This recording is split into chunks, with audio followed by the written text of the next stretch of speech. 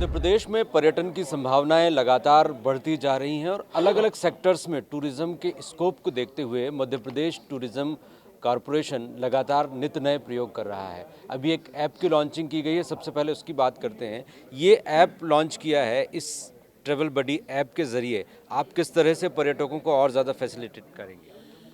देखिए हमारे विचार के केंद्र में तो पर्यटक है जी। और इसलिए पर्यटक को क्या क्या सुविधाएं दे सकते हैं और किस तरीके से दे सकते हैं, इस पे जब विचार होता है तो आधुनिक तकनीकी का प्रयोग हो और टेक्नोलॉजी टूरिज्म के साथ क्लब करे तो उसका लाभ हर व्यक्ति को मिलेगा।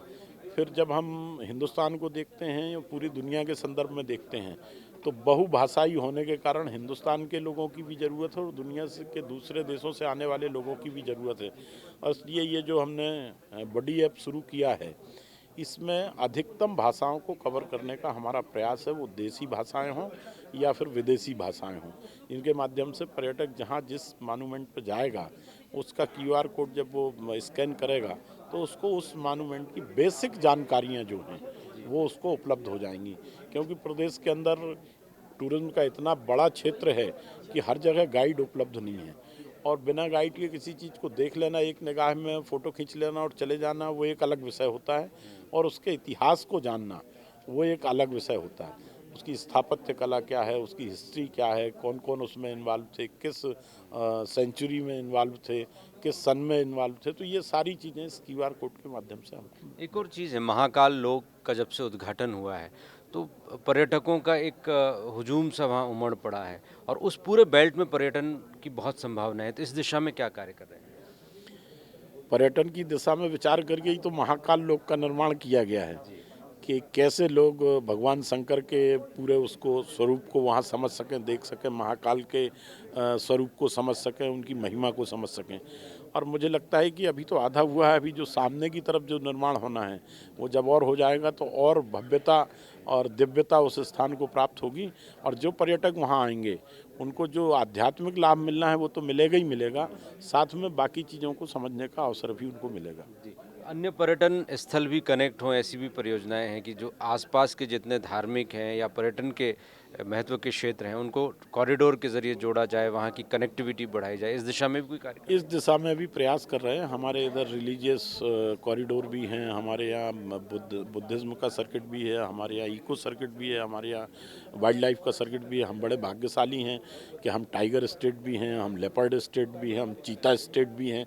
तो हमारे पास भरपूर पर्यटन की। अभी मैंने एक नया रिसेंट शुरू किया 14 तारीख को, कि जब मैं पर्यटन निगम में आया तो लोग मुझे से कहते थे कि नर्मदा जी की परिक्रमा कैसे होगी, नर्मदा जी की परिक्रमा कैसे होगी।